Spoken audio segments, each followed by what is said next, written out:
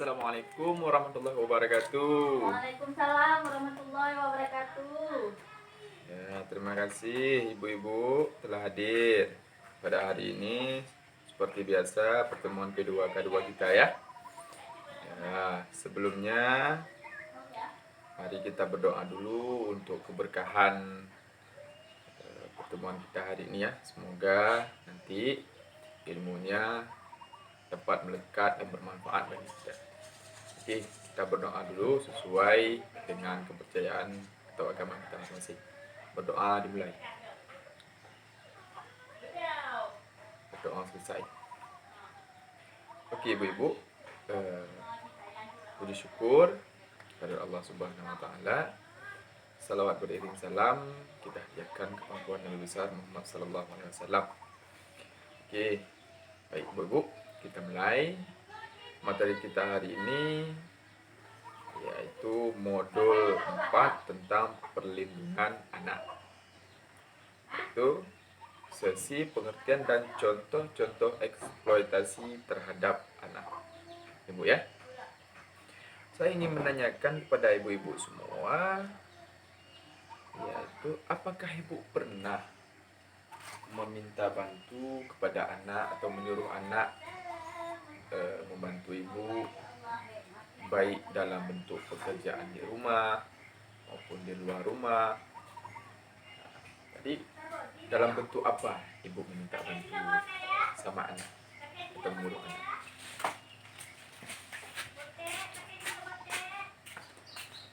Oke, baik, ya boleh ibu. Dalam bentuk, iya boleh.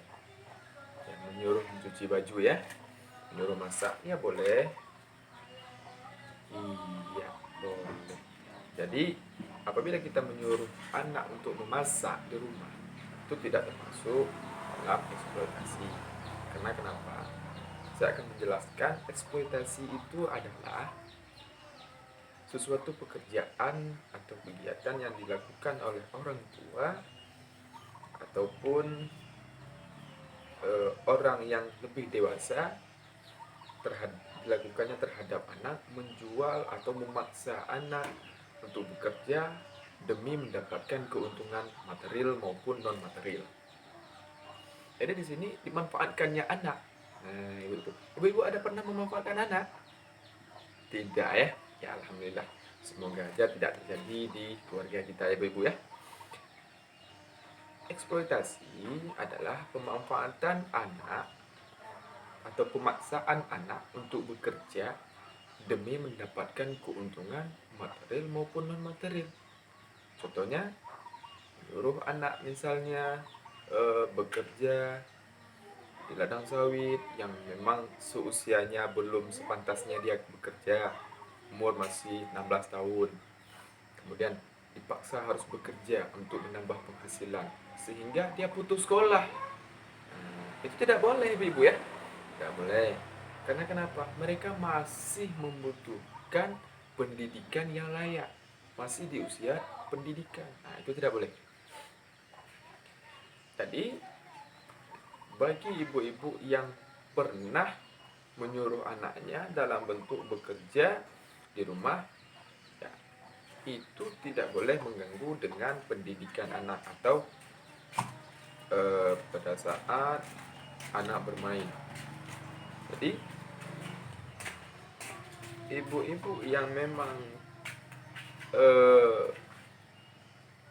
kegiatannya itu tidak mengganggu dengan pendidikannya, yang tidak termasuk memaksa anak untuk melakukan pekerjaan, ya, itu tidak masalah selama anak itu masih merasa senang atau merasa tidak terpaksa, masih senang-senang aja melakukannya, masih ikhlas, tidak merasa terpaksa, tidak merasa terbebani, ya, itu tidak masalah. Kita tidak mencari keuntungan di dalam pekerjaan anak tersebut. Itu sama dengan kita mengajarkan anak memasak, mengajarkan anak untuk mencuci baju, itu tidak masalah buat.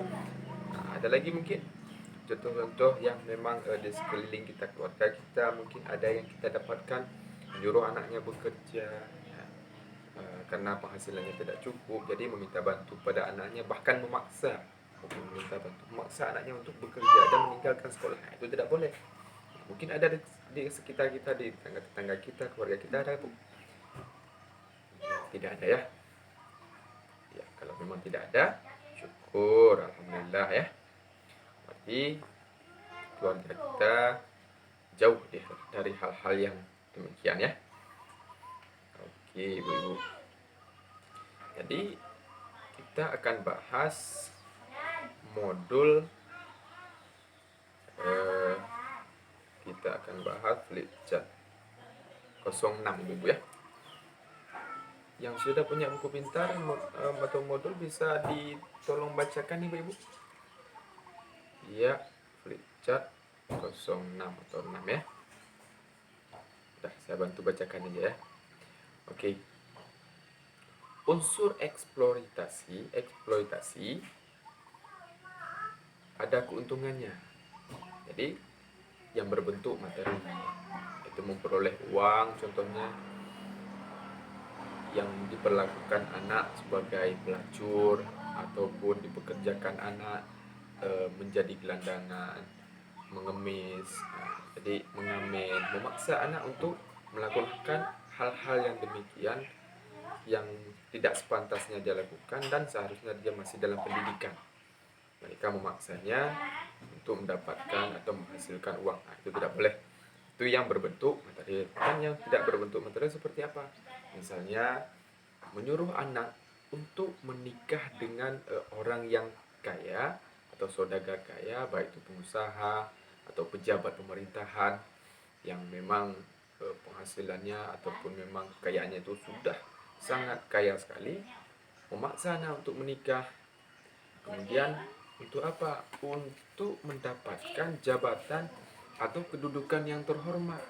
Nah, itu yang termasuk bukan material, berarti itu adalah jabatan ya, seperti jabatan atau kedudukan. Kemudian apa akibat dari eksploitasi yang terjadi sekarang kepada anak? Ya, ada beberapa hal yang mengakibatkan anak dari eksploitasi. Jadi yang pertama, anak putus sekolah. Itu sudah pasti. Karena seperti yang saya katakan tadi, kalau seandainya dia menikahkan anak yang belum seusia menikah, masih di bawah usia menikah, masih dalam pendidikan, ya itu sudah melanggar undang-undang. Dan itu otomatis anak tidak pergi sekolah lagi karena dia sudah menikah. Kemudian perkembangan fisik anak terganggu. Ya, fisiknya terganggu. Kalau seandainya tadi menjadi pelacur, maka dia akan fisiknya itu terganggu. Ya, yang sudah pasti karena itu adalah pemaksaan. Ya, mungkin lebih dokter lah yang lebih tahu fisik yang mana itu yang lebih terganggu atau bisa dikatakan mungkin sudah cedera lah. Jadi yang ketiga, anak bisa menjadi penakut atau pemurung atau menarik diri dari teman-temannya. Ya mungkin jadi takut, malu, jadi sering terdiam gitu ibu-ibu ya. Kemudian yang keempat, anak terkesan PMS atau penyakit menular seksual seperti AIDS, HIV ya. Ya itu kalau menjadi pelacur, karena itu kan bertukar-tukar pasangan. Nah itu bahaya sekali itu, bisa menimbulkan penyakit yang sangat berbahaya ya. Nauzubillah, mudah-mudahan tidak terjadi di keluarga kita atau saudara-saudara kita ibu ya. Kemudian yang kelima, anak itu tidak punya masa depan. Masa depan anak itu hilang. Jadi tidak ada lagi yang ataupun tidak ada lagi cita-cita yang diinginkannya. Apalagi percuma, karena dia sudah dijadikan alat atau mesin pencari uang. Ya, jadi tidak ada lagi masa depan yang cerah bagi anak. Kemudian yang keenam, anak berpotensi mengulang kembali eksploitasi yang dialaminya. Ya, contohnya seperti menjadi pelacur. Kalau memang dia itu sudah terbiasa dengan hal-hal yang demikian, maka juga dia akan mengulanginya beberapa kali. Ataupun misalnya tidak sekolah, kemudian dia dijadikan pengamen, memaksa. Jadi dia akan mengulanginya lagi. Ya, karena udah keterbiasaan, jadi otomatis karena dia sudah dipaksa yang mengulangi hal-hal yang demikian. Oke. Kemudian yang ketujuh, anak akan kehilangan percaya dirinya. Hilangnya percaya diri anak diakibatkan karena orang tua memaksanya untuk menjadi pelacur, untuk menjadi pengemis, meminta-minta kepada orang lain, ya. Hilang percaya diri anak. Jadi merasa tidak ada harga diri lagi, ya. Kemudian anak yang ke-8, kemudian anak dapat terluka atau sakit-sakitan. Kalau memang sudah biasa dia mengamen, kemudian meminta-minta atau menjadi pengemis atau menjadi pelacur, kan dia sudah bergaul bebas, ya. Kemudian badannya, kesehatannya tidak terjaga, tidak terjamin lagi dengan kesehatannya, karena kalau menjadi pengamen itu pengemis, maka duduk di sembarangan tempat, kemudian di tempat-tempat kotor, di persimpangan jalan, maka kesehatannya tidak terjaga, maka akan mudah diserang oleh penyakit, Bu, ya. Kemudian anak tidak punya waktu bermain, ya otomatis karena dia sudah menjadi mesin pencari uang, Bu, ya. Kemudian anak stres, tertekan, ya tentu stres karena dia memikirkan ini yang memaksa adalah orang tua. Kalau saya tidak melakukan, maka saya akan dipukul, akan disiksa, ya. Maka anak stres, tertekan, shock, itu bisa jadi gila, ya. Semoga saja di keluarga kita tidak ada, ya, amin.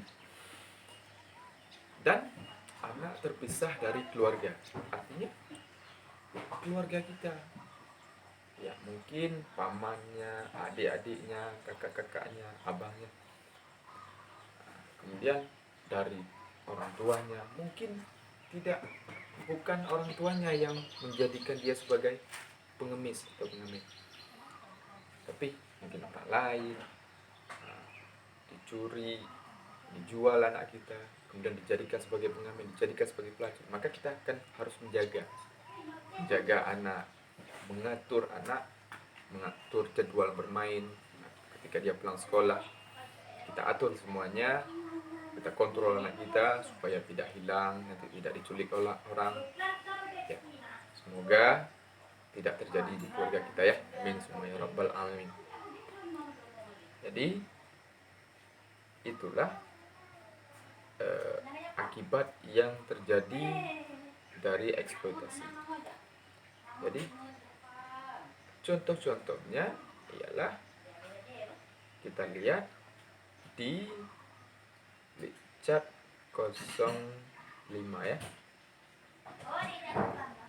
Oke, contoh memanfaatkan tubuh anak, yaitu anak yang dilacurkan atau anak dijadikan pornografi, kemudian anak yang mengalami kecacatan atau bayi yang digunakan untuk memancing rasa iba untuk menjadi pengemis, Bu, ya. Kemudian memanfaatkan tenaga, ya, tenaga seperti bekerja, ya, memecah batu, kemudian mengupas kerang, mengulung sampah, kemudian menyelam untuk ambil batu atau mutiara, kemudian mendulang emas, bekerja lebih dari 3 jam sehari dan terus menerus kita pekerjakan anak demi menghasilkan uang, dan anak tersebut maka akan menjadi mesin buat kita untuk mencari uang, ya. Memanfaatkan kepolosan dan keluguan anak, perkawinan anak misalnya pada usia sebelum 18 tahun, kemudian anak dijual untuk dibayar hutang, ya. Itu hal-hal yang terjadi akibat kepolosan anak, dan ada hal-hal dan banyak lagi yang lainnya, contoh-contohnya. Jadi dari yang saya jelaskan tadi, ibu-ibu apakah sudah mengerti semua? Iya, terima kasih Ibu ya. Kalau memang sudah mengerti, saya ingin bertanyakan nih, apa yang Ibu dapatkan atau apa yang Ibu cerna dari eksploitasi ini? Eksploitasi terhadap anak dan contoh-contoh yang sudah saya sebutkan tadi, eh, mungkin apa yang tergambar di Ibu? Iya, berarti harus menjaga Bu ya. Iya, harus menjaga. Kita jaga anak kita baik sebelum dia sekolah, sampai ke sekolah, kemudian pulang dia sekolah, kemudian sore ketika dia bermain, dan malam Bu ya. Kita kontrol selalu. Betul sekali. Terima kasih buat Ibu yang sudah bertanya, menjawab, kemudian menambahkan apa yang sudah saya sampaikan. Jadi intinya kita jaga anak kita, semoga tidak terjadi eksploitasi terhadap anak, saudara, kerabat atau orang-orang yang di sekitar kita ya. Sebagaimana Bu, sudah mengerti semua? Sudah paham ya? Alhamdulillah. Maka kalau memang sudah paham, kita cukupkan hari ini. Ke depan akan kita sambung lagi dengan materi yang lain.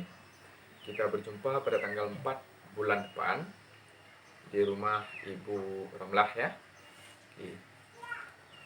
Nanti jangan sampai ada yang hadir ya. Hari ini hadir semua kan? Iya, yang di belakang juga hadir ya. Besok-besok atau bulan depan ganti lagi yang di belakang ke depan, yang ke depan ke belakang. Jadi jangan orang-orang itu aja ya. Oke. Mungkin lebih dan kurang saya mohon maaf. Saya akhiri dengan mengucapkan akhirul salam. Assalamualaikum warahmatullahi wabarakatuh. Waalaikumsalam warahmatullahi